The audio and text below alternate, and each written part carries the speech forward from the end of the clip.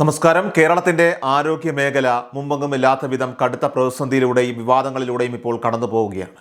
സർക്കാർ ആശുപത്രികളിലെ ചികിത്സാ പിഴവുകൾ നിത്യസംഭവമായിട്ട് മാറുന്ന സാഹചര്യത്തിൽ ആരോഗ്യവകുപ്പിന്റെ പ്രവർത്തനങ്ങളിൽ ജനങ്ങൾക്ക് വിശ്വാസം നഷ്ടപ്പെട്ടിരിക്കുകയാണ്.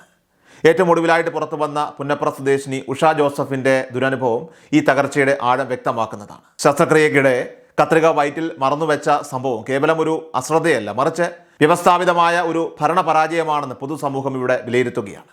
ഒരു സാധാരണക്കാരൻ സർക്കാർ സംവിധാനങ്ങളെ വിശ്വസിച്ച് ശസ്ത്രക്രിയയ്ക്ക് വിധേയനാകുമ്പോൾ തൻ്റെ ജീവൻ പണയപ്പെടുത്തിക്കൊണ്ടാണ് അയാൾ ആശുപത്രിയിൽ പ്രവേശിക്കുന്നത് എന്ന ഭീതികരമായിട്ടുള്ള അവസ്ഥയാണ് ഇന്ന് സംജാതമായിരിക്കുന്നത്. 2021 ഗർഭപാത്രത്തിലെ മുഴ നീക്കം ചെയ്യാനായിട്ട് പുന്നപ്ര സ്വദേശിനി ഉഷ ജോസഫ് വിധേയയായ ശസ്ത്രക്രിയയാണ് പിന്നീട് വർഷങ്ങൾ നീണ്ട നരകയാതനയായിട്ട് മാറിയത്.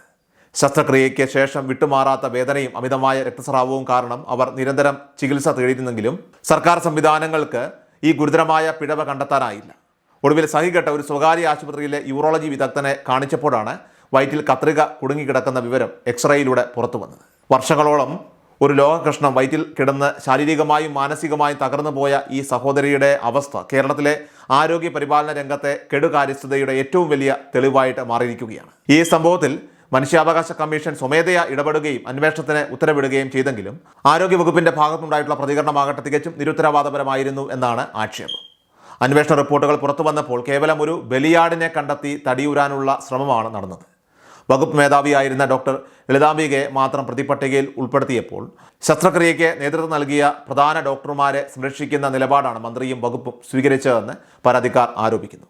രാഷ്ട്രീയ സ്വാധീനമുള്ളവരെ രക്ഷിക്കാനായിട്ട് അന്വേഷണ റിപ്പോർട്ടുകളിൽ കൃത്രിമം കാണിക്കുന്നത് നീതിന്യായ വ്യവസ്ഥയോടുള്ള വെല്ലുവിളിയാണെന്ന് പ്രതിഷേധക്കാർ ചൂണ്ടിക്കാട്ടുന്നു. ഈ ഗുരുതരമായ വീഴ്ചകൾക്കെതിരെ തലസ്ഥാന നഗരിയിൽ പ്രതിഷേധം ഇപ്പോൾ ആളിക്കത്തുകയാണ്. ആരോഗ്യവകുപ്പിന്റെ പരാജയത്തിന് ഉത്തരവാദിയായ മന്ത്രി വീണ ജോർജ് രാജിവെക്കണമെന്ന ആവശ്യവുമായിട്ട് യൂത്ത് കോൺഗ്രസ് പ്രവർത്തകർ അതിശക്തമായ സമരപരിപാടികളാണ് ഇപ്പോൾ ആവിഷ്കരിച്ചിരിക്കുന്നത്. പുലർച്ചെ തന്നെ മന്ത്രിയുടെ ഔദ്യോഗിക വസതിയുടെ സുരക്ഷാ വേലികൾ ലംഘിച്ചുകൊണ്ട് അകത്ത് കടന്ന പ്രവർത്തകർ വസതിക്ക് മുന്നിൽ റീത്ത് സമർപ്പിച്ച് വലിയ രാഷ്ട്രീയ ചർച്ചകൾക്കത് വഴിവെച്ചിട്ടുണ്ട്. ജനങ്ങളുടെ ജീവന് സുരക്ഷ നൽകാൻ കഴിയാത്ത മന്ത്രിക്ക് അധികാരത്തിൽ തുടരാനായിട്ട് അവകാശമില്ലെന്നും സർക്കാർ ആശുപത്രികളെ മരണക്കെണികളാക്കി മാറ്റുന്ന നയമാണ് ഭരണകൂടം പിന്തുടരുന്നതെന്നും സമരക്കാർ കുറ്റപ്പെടുത്തുന്നു. കേരളത്തിലെ ആരോഗ്യരംഗം ഇന്ന് വെന്റിലേറ്ററിലാണെന്ന ആക്ഷേപം ശക്തമാണ്.